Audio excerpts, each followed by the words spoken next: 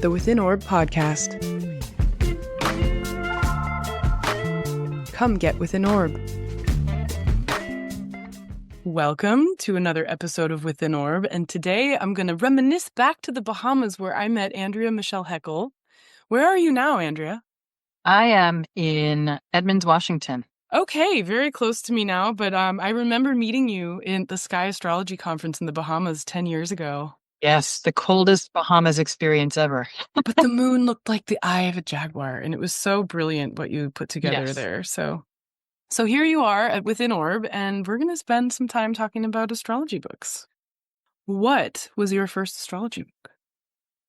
I think it was Saturn, A New Look at an Old Devil by Liz Greene. I have Saturn at the top of a yod in the 12th house on my chart, and it's the handle of a bucket, you could say. So astrologers that looked at my chart were like, ooh, Saturn. So I had to look at Saturn, and it was really incredible to get a perspective on Saturn that was, beyond just doom and gloom and restrictions. And it really kind of awakened me to Saturn as the guardian of the threshold, so to speak. It's the positive spin, and what I'm sort of teaching now about the difference between suffering and struggle.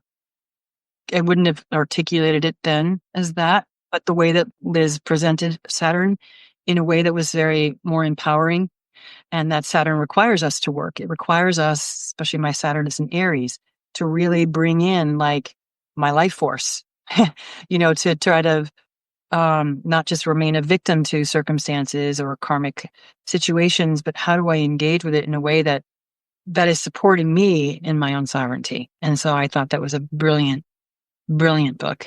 Wow. Yeah. What a jump in. That's a really intense place to get in. Yeah. Well, yeah. I'm intense. A lot of Scorpio. Yeah. Very cool. All right. So let's go back to, do you remember? Okay, this is some like oral history happening right here. So when we were flying to the island, do you remember when Wonder Bright and I got off on the wrong island? Oh, do you remember that? So I am remembering it now. We're going to role play. We're on one of those little hopper planes. Like, I didn't know that when you get on a plane to go to the island of intention, they might stop on a couple islands before they get to your like bus stop effectively. Mm-hmm. So we disembarked and got out, and then they were like, wait, no, you got to get back on. You've got to get back on. So we're going to take another flight. We're going to go back in time. We're going to reminisce, and we're going to accidentally get off on the wrong island. But before we can get back on the plane, it takes off. What do you have in your bag? Which 3 astrology books have you brought with you to this wrong island? Yes. 36 Faces by Austin Coppock. I love the Decans. I love his incredible depth of exploration of them. And I know he's got an updated version, which I'm excited to get to. But just like the compartments within compartments, like the world within worlds that the Decans really offer us. So it's not like this one size fits all. Cancer is this, Cancer has scorpionic element to it. It also has other, Mars and Mercury. Like, what is Mercury in Cancer? And anyway, so just all the different rulerships, the sub rulerships really invited and intrigued the part of me that was like, oh, so things aren't just neatly compartmentalized all the time. Do you see that interfacing with your work with Sky Astrology in terms of observation? Definitely. And also, like when I show clients, when I have an opportunity to show clients, because I'm a geek, I have my Sky Astrology software, and I'm like, okay, so your Venus is in Taurus, but look where it is in the backdrop. It's closer to, it's like in between the ram and the fish and in this kind of no man's land. So it really is like, what is the alchemy of sky, more of a sidereal look, with the tropical zodiac? And what does that bring forth? And sometimes it's just like, oh, wow, I had no idea. So absolutely, it's the nuance of what's under what we can see or what we rely on our eyes on to see. Anyway, this kind of goes into a whole other area of my focus with the feminine, on getting to trust what we cannot see, but we can only experience, to inform what we see, because maybe what we see is only half of the picture. So it's 2 complements. But I'm kind of getting off track. The Decans open up this level of perception, however, right? Because of their marriage, I guess, of the sidereal origin tropical zodiac precesses, but yet there's still these kinds of resonant storylines. Yeah, there's a mutability and adaptability. There's like a both and kind of invitation, which is what ultimately relative reality is that way. It has to be adaptable. It has to be kind of fluid and multilingual in a sense. Yeah, I also enjoy hearing you relate the optical, the light, what you see, as one way of knowing, and what you're calling feminine way of knowing that's not necessarily optical or light based. Very cool. It's like a different light. It's like a photonic light. It's learning to see in the dark, like the initiates. Like in the Eleusinian Mysteries, for example, you see a lot of times images with the initiates blindfolded. It's like a willingness to go where we don't know, where we can't see, where we can only rely on our deeper sensory, instinctual, feeling nature to enhance our experience of ourselves, to root into even deeper so that we can start to see at different layers, in a sense. We can see in the dark. We can see what wasn't there before. It's like more of like a photonic kind of underworld sea creature kind of light. Ugh. Sea creatures on the island. I'm getting goosebumps. Oh, wow. Okay. So 36 Faces opens up into this ability to meditate in these perceptual experiences of the, like, you'd be here with Austin by your side, but also looking up and seeing the decanic procession. Yeah, like different gears. Cool. So what would your second book be? Inside Planets by Ellias Lonsdale.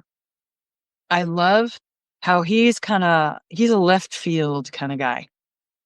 When I was first starting to get really excited about really more the asteroid goddesses and the dwarf planets, his take on them was refreshingly honest. Like his take on the planets, he doesn't mince words. Like he really brings in, even in the personal planets, almost like the transpersonal, deeper drives and motivations of the planets. They're often kind of shadowy, and he brings them out to the fore in a way that's just like not, ooh, scary. I mean, it can be a little, off-putting, but you can feel the honesty, and it's almost like you can feel that it's an act of service to do this. So it's not that we're only focusing on kind of more of the superficial layer of the planets and what they can do, which have their merit as well. But it's like it for me, it was like ooh, again, so much Scorpio, and the getting underneath has always been a pursuit of mine and an interest. Getting underneath, not to negate what's on the surface, but to enhance, to bring a different dimension and a depth to something so that we can have more of an appreciation for the multifaceted ways in which planets are acting upon us, through us, and they're acting upon us when we're less engaged with working with them. Like he talks about Ceres, for example, of, how she can be the great mother, but she's also can be used as like feeding propaganda to the masses. Whoa. And what's interesting is she was with Pluto and Saturn and the Sun in January of 2020, right before COVID hit, at 22 Capricorn. So it's like this whole, like, what does that involve? It's like, yeah. Wait, So so she was with them during their conjunction, yes, yes, and she was with Pluto as it transitioned for the final ingress into Aquarius just recently. yes. So she's a big player. I had no idea her synodic cycle was calibrated to Pluto's motion. Yeah, and Mars. But it would make sense mythologically. Exactly. Exactly. I know it's chilling. Like, yay. So I love his kind of reality check around the planets. That's what I like about Inside Planets. So Inside Planets is not just about the classical planets, it's including what Demetra George has termed the asteroid goddesses. Exactly. And he talks about Chiron, and he refers to Chiron as Alpha Omega, which is interesting. Oh, yeah. Yeah. Why is that?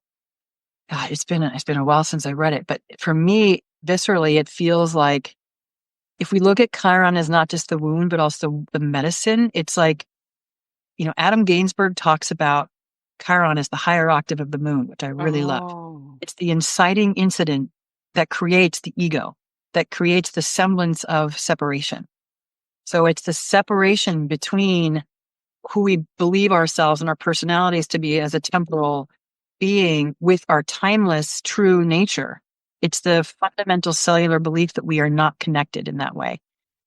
So it's also the medicine back home through the wound, through the tenderness of our hearts, through the tenderness of our vulnerable, wherever Chiron is in our chart. So to me, it's like that's how one way of looking at alpha and omega. It's the inciting incident of the wound, and it's also the way home through the wound. Now I want to just pause the tape and be like, teach me everything you know about Chiron. That's incredible. Ah, wow. Okay, well, that's going to move right to the top of my own list now.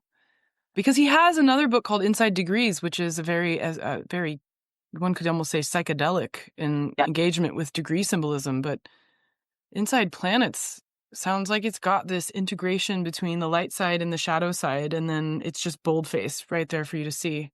exactly.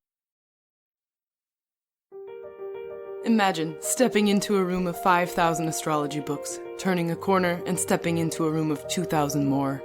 The Celestial Arts Education Library is every astrologer's dream, and it can be yours. I invite you to come support CAELi before you can visit physically. Your support will mean the creation of 52 new episodes of Within Orb next year, 4 issues of the CAELi Review, our inaugural journal, and countless book talks, events, classes for our community. Visit our website, www.caeli.institute/support, to select your level of care. Please help support CAELi into the future, our future, so that we may study the future together. Thank you for listening. Please enjoy the rest of the show.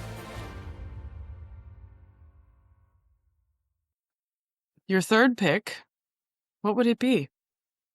An Astrological Triptych. Dane Rudhyar. I could read Dane Rudhyar and put Dane Rudhyar down and reread him again 15,000 times, one paragraph over and over and over again. That man, he's like cycles within cycles within cycles. And in a beautifully articulated way. There's so much density. But what I love about the Astrological Triptych, I love triptychs, first of all.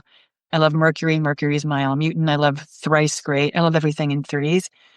So I just love how he positions, again, like the sign and planetary influences in different ways, like the multiple layers. So again, there's this sort of a sense of nothing is just one cookie cutter thing. There's a multiplicity within each thing.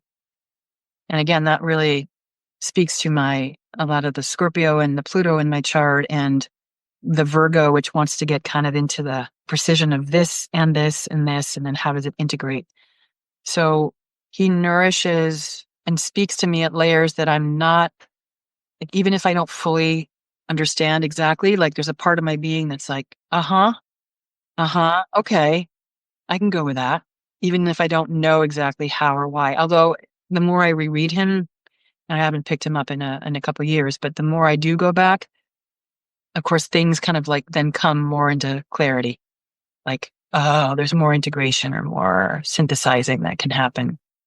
It's almost as though you've, in the sous vide of being a professional astrologer, like you go back and realize something that he's already said, only through, like, you've been cooked long enough to get there. Like, you can't get there without what you were calling earlier, this photonic I love that. Sous vide. experience. Oh my God.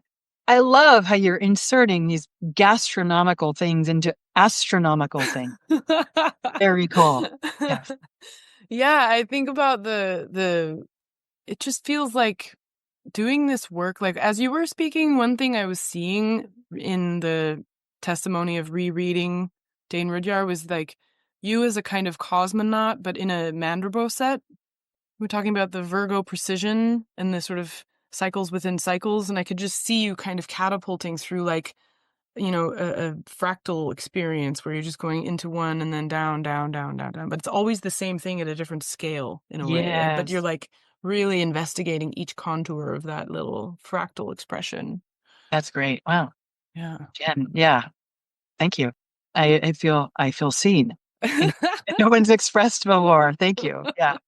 I feel goosebumps still. So, here we are. I hope everybody listening does too. And wow, magical. Okay, so but here's a critical question though. Why an astrological triptych and not any other Dane Rudhyar book?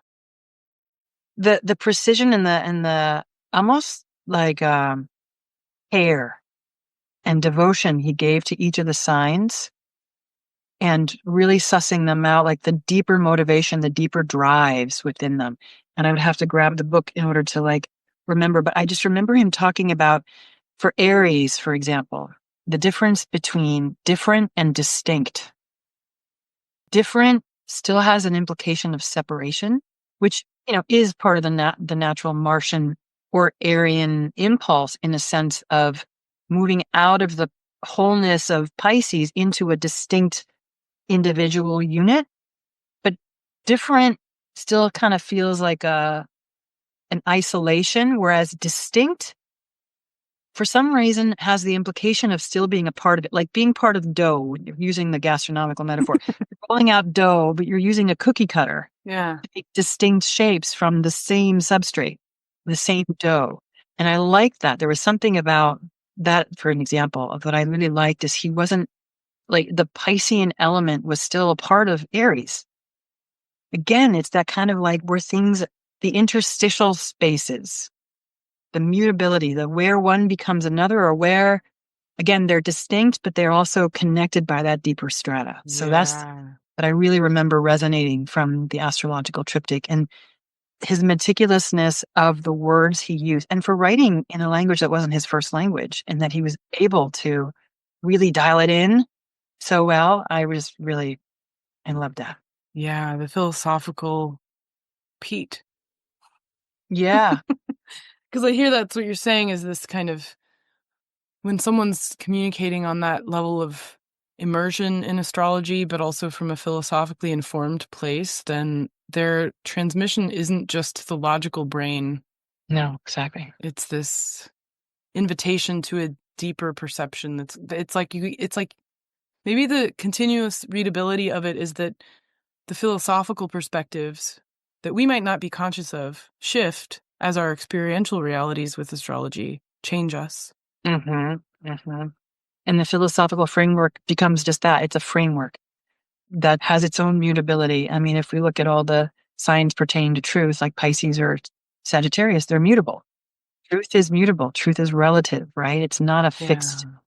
thing. So I love that, frameworks become frameworks, and then they need to be like, the framework for understanding him at first shifts over, like you said, as the sous vide of my own astrological work and my own living, learning, like all of us, look at something again, and our framework has shifted somewhat. But we have that initial framework as like the handrails that kind of help us access it. Yeah. And I'm thinking about something I saw recently on one of the various, possible. It's funny that we scroll on our cell phones, some people do, and then you have this idea of like a religious scroll, right? The scroll of scripture. Yeah. And yet Yeah. we're like scrolling with these light pixels as though it's like if anyway, it's a whole other tangent. But my idea is like, someone had said the distillation of this transmission on one of those various social media things was like, science is not truth, it's the pursuit of truth. So when science changes its perspective, it's not that it was lying to you, it's that it's learned more. And that goes to the heart of astrology being thrown under the bus as a pseudoscience because science has learned more, as though astrology was a lie. It doesn't Right. work. And it's like, no, we've learned more about another way of perceiving, but it doesn't invalidate this way of perceiving. It's not a lie. It's just expanding the field of what's knowable, not shutting down areas of knowledge. It's so that confrontational moment of truthiness. Oh my God, I haven't heard that word in a long time. Of truth pursuit, is relevant in this context, I think, actually. Like the way that these things work, skeptics interface with astrology and get surprised by it still working. And as though like the inquiry, this deepening of experience and perception is, you said it first, both and, right from the beginning. Yeah. And that's why, a lot of people, they still use the word theory, with the implication that is subject to change based on new evidence coming in, based on new, but we get so afraid, people whose careers are based on a theory that they put forth, somehow their whole identity might be wrapped up in that creation, rather than the creation being something that's birthed through them. And are they available to move into Or are we able to move into a new layer of understanding and have the humility that they're always learning, like you'd said. You see that a lot in the internecine warfares amongst various branches of astrology. People get very identified with either their first way or the way that works for them. And then there's this confrontation of difference where it could be just distinction, going back to bringing up Rudhyar again, right? Like, I'm distinct from, but we are all still the astrology dough, instead of, no, this is the only way, or that way doesn't work, or this house system above all else. And I'm always thinking, like, why would you do that? Right. We No. get to play with all the toys. Why are you going to stick with Yeah, just one? exactly. The sandbox is large. I love that. Okay, cool. I know that you also teach. So what do you tell your students? How do you get someone into astrology in book form? Like, what are the little gifts you give to them as like places to enter? Well, I'm a heliacal cycle gal. I'm in a synodic cycle, but heliacal cycles especially. And so Cycles of Becoming by Alexander Ruperti, and just the relational field of cycles, right? It's just like, again, it's like distinct versus different. There's no isolation. Everything is in a relational field. So I love the bringing in right away cycles. And Adam Gainsbourg's work on the Venus cycle, the light of Venus, it blew me open. Like I had a come to Jesus moment, you could say, in 2012 in the jungle. And I came out of that experience just completely like turned inside out, upside down. And Adam was one of the first people that I met. And I had only been interested in astrology here and there at the time, kind of like sussing it out. And I heard him speak, and there was a transmission there because when I was in the jungle, it was when Venus was passing the face of the sun. I remember that. Gemini, yeah. And she was like in the heart of the sun. And that really, like, I was so energetically open that I was just like, it shook me to my core. Even though I didn't know it was happening until much later. But him speaking of Venus and the Venus cycle, it opened up like this whole avenue of like Venus and cycles and the beauty and the gift of when we work with the planet and the sun. I call the sun like the care package of our essence. It's like the care package of what we are that's ineffable, that the chart can't even begin to grasp and we can't understand here. But the sun holds everything we need as a care package from that essence and feeds us like a mama bird all the time. We might not be always knowing it. The who's are our personality cells represented by the planets and asteroids in the chart.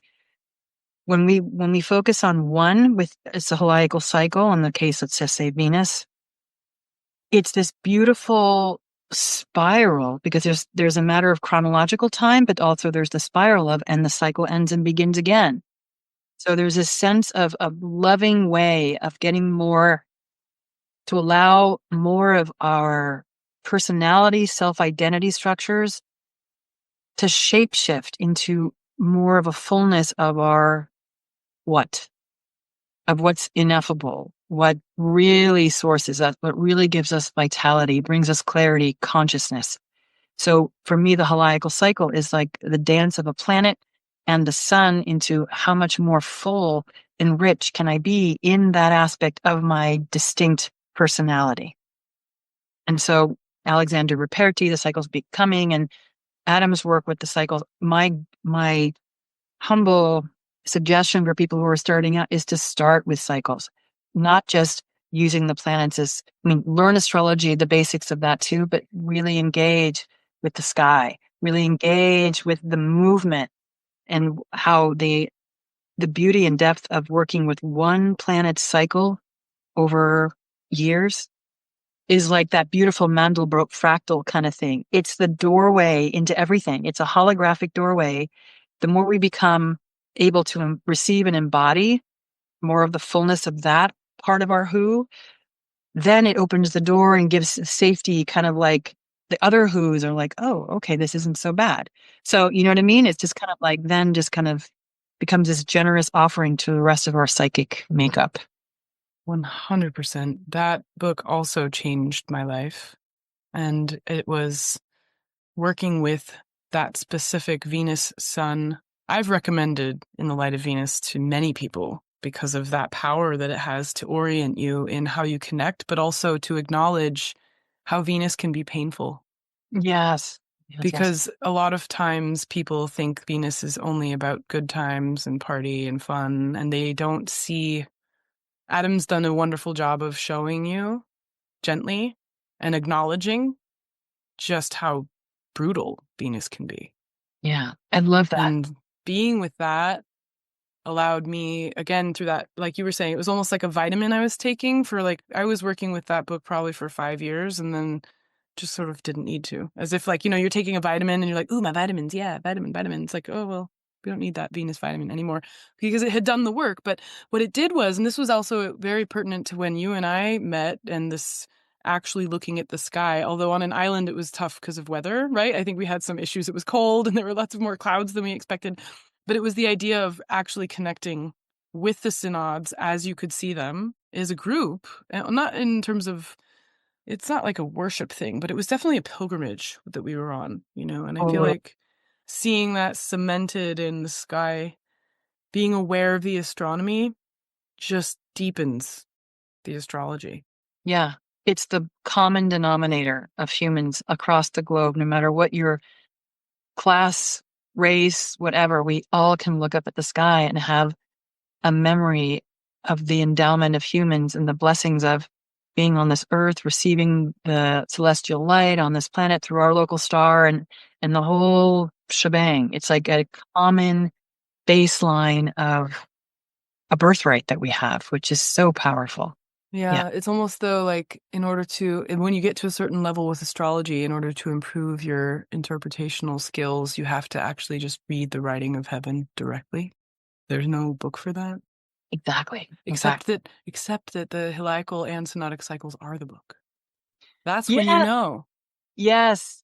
It's the transmission and the direct experience. Exactly, Jen. That's what I'm going for. So it's like the finger pointing at the moon, you use the finger until you recognize, oh, I'm the moon, right? Like you said, you worked with the Light of Venus book until you're like, oh, I'm embodying more of it, which is the whole point. Yeah.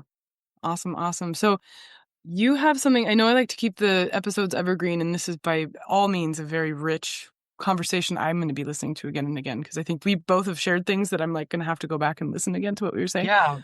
But you do have something on the immediate horizon that I want everyone to know about. So can you spend some time talking about your upcoming Ceres experience? Yes. And thank you. I love what you brought in about the Venus thing. And it can be part of, suffering, the hardship of Venus, which is kind of like the Ellias Lonsdale thing, like the appreciation for the sobriety of life in all its colors. And Ceres, this Ceres Symposium that just kind of arose on its own, but through a little bit of prompting from Ceres. I reached out to astrologer Faye Blake because I'd been an admirer of her research on connecting Ceres with epigenetics. And epi is beyond. So epigenetics is environmental factors that can trigger gene expression beyond genetics, right? Or what we inherit. So I reached out to her and I'm like, hey, I have this thing that I really want to do, this symposium. She was on board. She brought in Sol Jonassen and Christina Rodenbeck. And I knew Jason Hawley and Gray Crawford and Julia Simos worked with her. So everybody said yes. And Faye really helped me, in terms of like, can we make it donation based or whatever? So anyway, the Ceres Symposium was born in order to help really bring more astrologers into using Ceres more in delineation, because she's really, as we said at the start, right? That January 2020 thing and Ceres kind of heralding Pluto, she's here to stay. So it's just beautiful at the way it's come together. And it's, again, donation based. And it's the weekend of June 14th and 15th. And one of the things I love about Ceres too is I have mapped the asteroid goddesses to the Venus, different phases of the Venus cycle. And I map Ceres to both the two of the longest cycles, according to Adam Gainsbourg's map, the surrendering and discovery phase and the immersion, and then the rebirth and remembering and embodiment phase. So she is very much, she's the only god or goddess that became human for a time, and she suffered tremendously at the loss of her daughter. So she relates to Venus's and Nana's, having to let go of everything she thought, her attachments of who she was, her attachments to the way things were supposed to be, the images and pictures. And so there's very much Ceres helps us carry that burden, you could say, of loss and grief, and that it's an absolutely necessarily part of the struggle of being human. But she's also the remembering. She was humbled and laid low so that her innate generosity kicked in, and she was the one who helped humans be more self-sufficient through bringing us to agriculture and the Eleusinian mystery rites.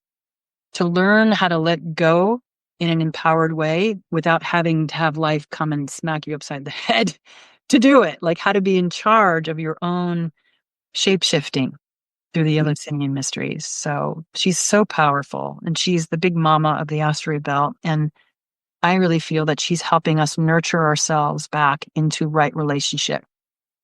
Because she's also, in one of her epithets, Demeter Thesmophoros. Demeter being the Greek, and Thesmophoros means lawbringer, which is the law, the natural law before human man-made law.